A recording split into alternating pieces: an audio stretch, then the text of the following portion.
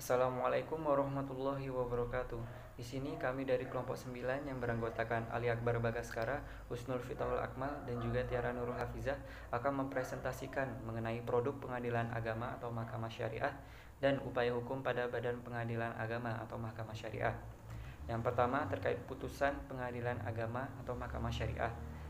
Putusan yaitu keputusan pengadilan atas perkara gugatan berdasarkan adanya suatu sengketa atau perselisihan.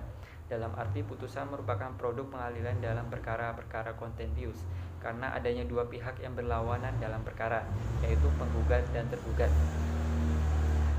Dan di sini putusan ada dua macam. Yang pertama ada putusan selah, yaitu putusan fungsinya tidak lain untuk memperlancar pemeriksaan perkara, yang dibedakan menjadi 4. Pertama, putusan preparatoir, yaitu sebagai persiapan putusan akhir tanpa memiliki pengaruhnya atas pokok perkara atau putusan akhir. Yang kedua, putusan interlokutoir, yaitu putusan yang isinya memerintahkan pembuktian. Yang ketiga, ada putusan insidentil, yaitu putusan yang berhubungan dengan insiden, yakni peristiwa yang menghentikan prosedur peradilan biasa. Putusan ini belum berhubungan dengan pokok perkara. Yang keempat, ada putusan provisionil, yaitu putusan yang menjawab tuntutan profesional, yakni permintaan pihaknya yang bersangkutan agar sementara diadakan tindakan pendahuluan guna kepentingan salah satu pihak sebelum putusan akhir diajukan. Lalu yang kedua ada putusan akhir, yaitu putusan yang mengakhiri suatu sengketa atau perkara dalam suatu tingkatan peradilan. Di sini terbagi menjadi 3. Pertama, putusan kondemnatoir adalah putusan yang bersifat menghukum pihak yang dikalahkan untuk memenuhi prestasi. Yang kedua, ada putusan konstitutif, adalah putusan yang meniadakan atau menciptakan suatu keadaan hukum, misalnya pemutusan perkawinan, pernyataan pailit, dan lainnya. Yang ketiga, ada putusan deklaratoir, adalah putusan yang isinya menerangkan atau menyatakan apa yang sah, misalnya bahwa anak yang menjadi sengketa adalah anak yang dilahirkan dari perkawinan yang sah. Selanjutnya ada isi putusan, dapat berupa diantaranya: pertama, gugatan tidak dapat diterima, contohnya karena gugatan kabur atau tidak jelas, obscurable, dan gugatan tidak berdasar hukum atau melawan hak. Kedua, ada gugatan dikabulkan setelah melalui proses pemeriksaan dan ternyata bukti yang diajukan penggugat terbukti kebenarannya dan tidak disangkal tergugat, maka gugatan yang terbukti seluruhnya akan dikabulkan seluruhnya. Namun jika gugatan terbukti sebagian, maka gugatan dikabulkan oleh hakim hanya sebagian. Yang ketiga, ada gugatan ditolak. Gugatan digugurkan apabila dalam persidangan penggugat tidak hadir setelah dipanggil secara resmi dan patut, maka perkara gugatan digugurkan. Selanjutnya ada gugatan dibatalkan. Apabila panjar biaya perkara telah habis dan penggugat telah ditegur supaya membayar biaya panjar perkara, apabila dalam tenggang waktu 1 bulan tidak diindahkan, maka dibuat penetapan perkara gugatan dibatalkan dengan membebankan biaya perkara pada penggugat. Selanjutnya ada kekuatan putusan, itu diantaranya kekuatan mengikat, kekuatan pembuktian, kekuatan eksekutorial. Kekuatan mengikat yaitu putusan yang telah memperoleh kekuatan hukum tetap, tidak dapat diganggu gugat lagi, putusan ini memiliki kekuatan pasti. Lalu ada kekuatan pembuktian, yaitu putusan hakim yang telah memiliki kekuatan hukum tetap dapat dipergunakan sebagai alat bukti. Lalu ada kekuatan eksekutorial, yaitu putusan yang memiliki kekuatan tetap, memiliki kekuatan untuk dilaksanakan, hanya putusan kondemnatoir saja yang memerlukan eksekusi. Selanjutnya terkait putusan yang dikeluarkan pengadilan agama, itu harus memenuhi hal-hal sebagai berikut, yaitu ada kepala putusan, terdapat kalimat Bismillahirrahmanirrahim dan demi keadilan berdasarkan ketuhanan yang Maha Esa. Lalu ada nama pengadilan dan jenis perkara, identitas para pihak, duduk perkara yang memuat tentang uraian lengkap isi gugatan, pernyataan sidang di hari para pihak, pernyataan upaya perdamaian, uraian jawaban tergugat, replik, duplik, uraian kesimpulan para pihak, pembukuan para pihak. Selanjutnya ada pertimbangan hukum, berisi penilaian hakim tentang segala sesuatu peristiwa dan alat bukti yang diajukan, alasan-alasan hukum yang menjadi dasar, pasal-pasal tertentu dari peraturan perundang-undangan maupun hukum yang tidak tertulis yang bersangkutan dengan perkara yang diperiksa. Lalu ada amar putusan yang didahului dengan kata mengadili. Lalu ada penutup, memuat kapan putusan dijatuhkan dan dibacakan dalam persidangan yang terbuka untuk umum, majelis hakim yang memeriksa, panitera yang membantu kehadiran para pihak dalam pembacaan putusan. Putusan ditandatangani oleh majelis hakim dan panitera yang ikut sidang, dan pada akhir putusan dimuat perincian biaya perkaranya. Lalu selanjutnya produk dari pengadilan agama atau mahkamah syariah, yaitu penetapan adalah salah satu produk pengadilan agama dalam memeriksa, mengadili, dan menyelesaikan perkara. Penetapan merupakan keputusan atas perkara permohonan yang bertujuan untuk menetapkan suatu keadaan atau suatu status tertentu bagi diri pemohon. Dilihat dari sisi kemurnian bentuk voluntaria dari suatu penetapan, maka penetapan ini dapat kita bagi menjadi dua macam. Yang pertama ada penetapan murni dalam bentuk voluntaria, yang telah dijelaskan bahwa penetapan merupakan hasil dari perkara permohonan atau volunteer yang bersifat tidak berlawanan dari para pihak. Inilah yang dimaksud dengan perkara murni voluntaria, yang memiliki ciri: yang pertama merupakan gugatan secara sepihak, yang kedua tidak ditunjukkan untuk menyelesaikan suatu persengketaan, yang ketiga petitum dan amar permohonan bersifat deklaratoir. Ada penetapan bukan dalam bentuk voluntaria. Di lingkungan peradilan agama sendiri ada beberapa jenis perkara di bidang perkawinan yang produk pengadilan agamanya berupa penetapan, tapi bukan merupakan voluntaria murni. Meskipun di dalam produk penetapan tersebut ada pihak pemohon dan termohon, tetapi para pihak tersebut harus dianggap sebagai penggugat dan tergugat, sehingga penetapan ini harus dianggap sebagai putusan. Yang selanjutnya yaitu pelaksanaan putusan PA dan MS. Pelaksanaan putusan dan eksekusi merupakan rangkaian terakhir dari proses berperkara di pengadilan. Putusan yang mempunyai kekuatan hukum tetap atau putusan yang dapat dijalankan terlebih dahulu dapat dilakukan pelaksanaan putusan. Terdapat prosedur eksekusi yang harus dilakukan oleh PA dan MS. Yang pertama, A. Pemohon eksekusi mengajukan permohonan eksekusi ke pengadilan yang memutus perkara pada tingkat pertama dengan alasan termohon eksekusi tidak mau melaksanakan putusan dengan sukarela. Yang B. Ketua pengadilan membuat penetapan dikabulkannya permohonan eksekusi apabila terdapat hukum alasan dengan menetapkan siding peneguran dengan memanggil para pihak untuk hadir dalam persidangan yang ditetapkan. Yang selanjutnya C. Para pihak yang ditetapkan termohon ditegur agar melaksanakan putusan dengan sukarela dalam tenggang waktu 8 hari setelah sidang peneguran. Dan yang D.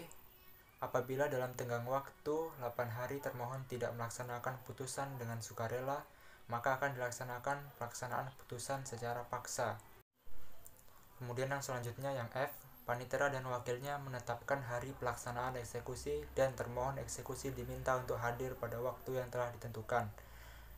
Kemudian selanjutnya yang G. Pelaksanaan eksekusi putusan pengosongan atau penyerahan benda tetap dengan cara mengeluarkan barang-barang termohon eksekusi yang berada di dalamnya, kemudian dikunci dari luar. Lalu yang terakhir yang H. Pelaksanaan eksekusi putusan pembayaran sejumlah uang dilakukan dengan melelang barang-barang bergerak atau tidak bergerak yang disita. Lalu materi yang selanjutnya ialah pentingnya upaya hukum terhadap putusan PA dan MS.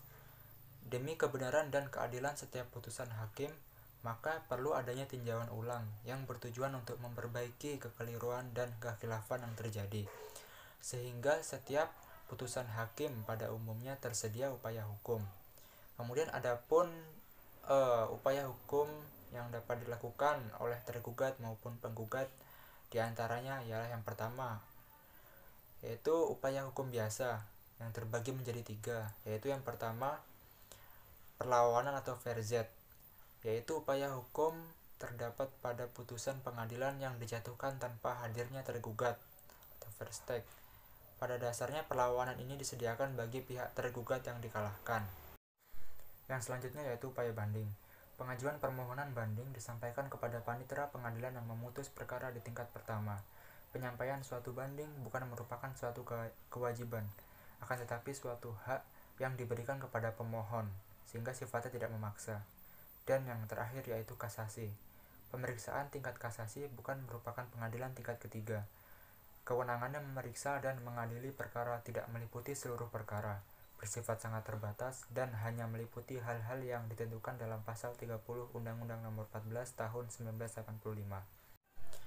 Lalu yang B, upaya hukum luar biasa.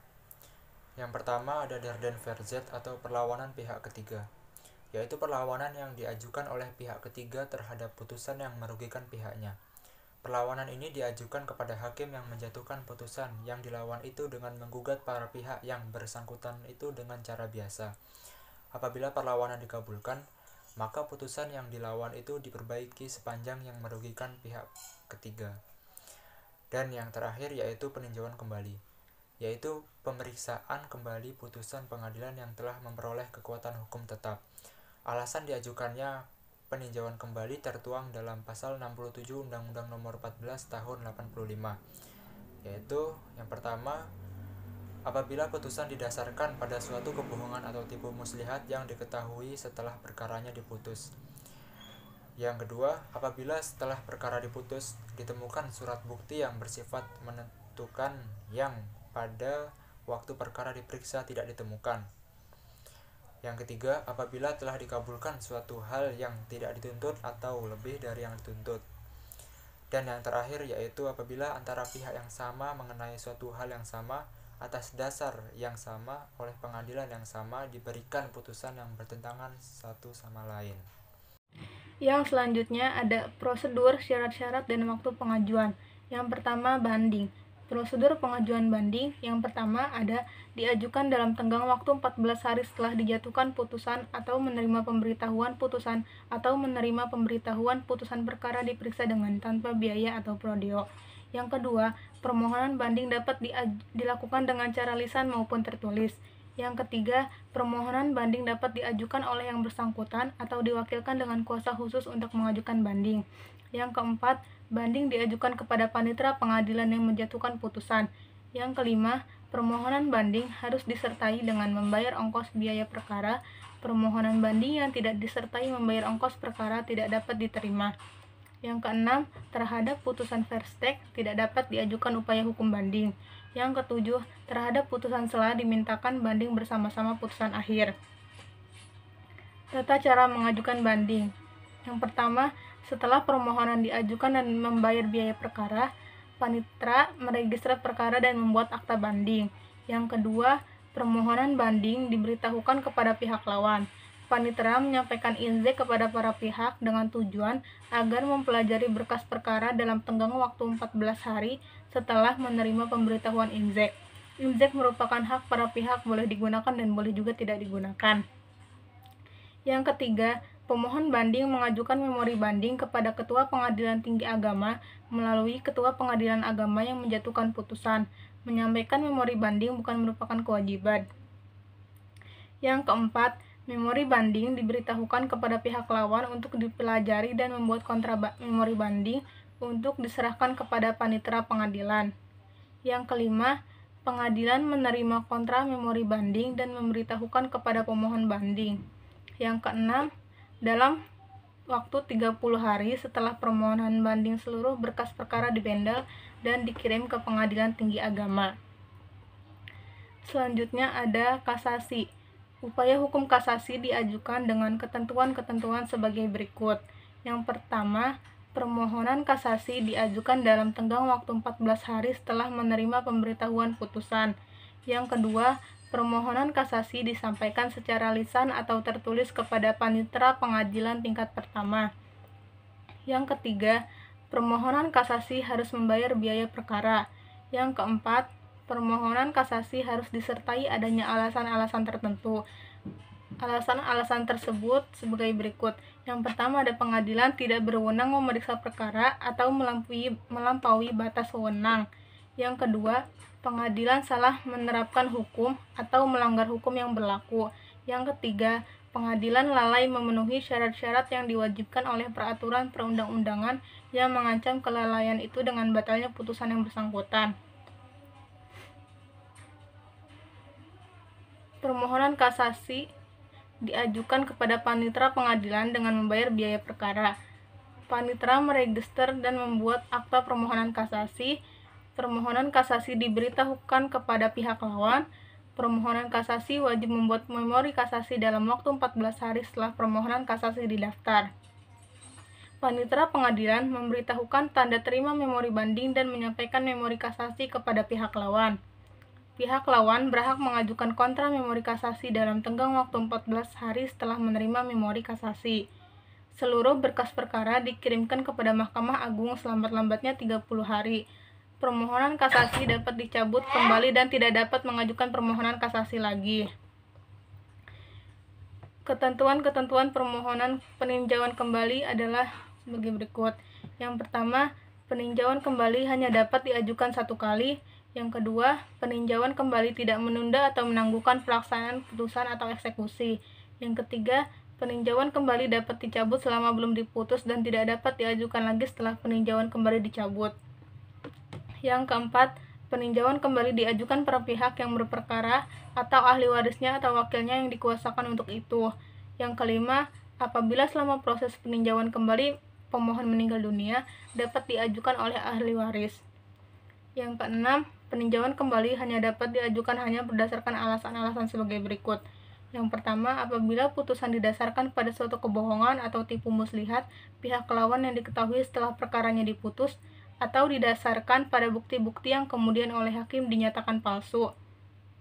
Yang kedua, apabila setelah perkara diputus, ditemukan surat-surat bukti yang bersifat menentukan yang pada waktu perkara diperiksa tidak dapat ditemukan. Yang ketiga, apabila setelah dikabulkan suatu hal yang tidak dituntut atau lebih daripada yang dituntut. Selanjutnya ada tenggang waktu peninjauan kembali didasarkan atas alasan sebagaimana dimaksud dalam pasal 67 adalah 180 hari untuk A. Sejak diketahui kebohongan atau tipu muslihat atau sejak putusan hakim pidana memperoleh kekuatan hukum tetap dan telah diberitahukan kepada para pihak yang berperkara. B. Sejak ditemukan surat-surat bukti yang hari serta tanggal ditemukannya harus disahkan oleh pejabat yang berwenang. C. Sejak putusan memperoleh kekuatan hukum tetap. D. Sejak putusan yang berakhir dan bertentangan itu memperoleh kekuatan hukum tetap dan telah diberitahukan kepada pihak yang berperkara. Tata cara mengajukan permohonan peninjauan kembali. Yang pertama, peninjauan kembali diajukan oleh pemohon kepada Mahkamah Agung melalui Ketua Pengadilan yang memutus perkara pada tingkat pertama. Yang kedua, permohonan peninjauan kembali dapat diajukan secara tertulis dengan menyebutkan alasan dan dimasukkan ke paniteraan pengadilan yang memutus perkara pada pengadilan tingkat pertama. Yang ketiga, apabila diajukan secara lisan, maka diuraikan permohonannya secara lisan kepada Ketua Pengadilan yang memutus perkara pada tingkat pertama. Yang keempat, setelah permohonan peninjauan kembali diterima, selambat-lambatnya 14 hari panitera menyampaikan pemberitahuan permohonan peninjauan kembali kepada pihak lawan. Yang kelima, setelah tenggang waktu 30 hari setelah menerima pemberitahuan peninjauan kembali, pihak lawan diberi kesempatan untuk mengajukan jawaban. Yang keenam, jawaban diserahkan kepada panitera pengadilan yang memutus perkara pada tingkat pertama yang oleh panitera dibubuhi cap, hari serta tanggal diterimanya dan salinannya disampaikan kepada pemohon. Yang ketujuh, setelah permohonan lengkap, dikirim bersama berkas perkara dan biayanya ke Mahkamah Agung selambat-lambatnya 30 hari. Yang selanjutnya ada putusan yang dapat dijalankan terlebih dahulu. Putusan hakim yang dapat dijalankan lebih dahulu atau juga disebut dengan putusan serta-merta diatur dalam pasal 180 ayat 1 HIR atau pasal 191 ayat 1 RBG serta pasal 54 dan pasal 55 RV merupakan terjemahan dari istilah bahasa Belanda with voorbaar bijvoorbeeld, merupakan suatu putusan pengadilan yang bisa dijalankan lebih dahulu, walaupun terhadap putusan tersebut dilakukan upaya hukum banding, kasasi, atau perlawanan oleh pihak tergugat atau oleh pihak ketiga yang dirugikan. Syarat-syaratnya tercantum dalam pasal 180 HIR, pasal 54 RV, pasal 55 RV, pasal 54 yang berbunyi pelaksanaan terlebih dahulu dari putusan-putusan walaupun banding atau perlawanan akan diperintahkan. apabila putusan didasarkan atas akta otentik, apabila putusan didasarkan atas akta di bawah tangan yang diakui oleh pihak terhadap siapa akta tersebut digunakan atau secara sah dianggap diakui, apabila perkara diputuskan dengan verstek, apabila telah ada penghukuman dengan suatu putusan yang tidak dapat dilawan atau dibanding lagi. Cukup sekian pemaparan materi dari kelompok 9, kurang lebihnya mohon maaf. Assalamualaikum warahmatullahi wabarakatuh.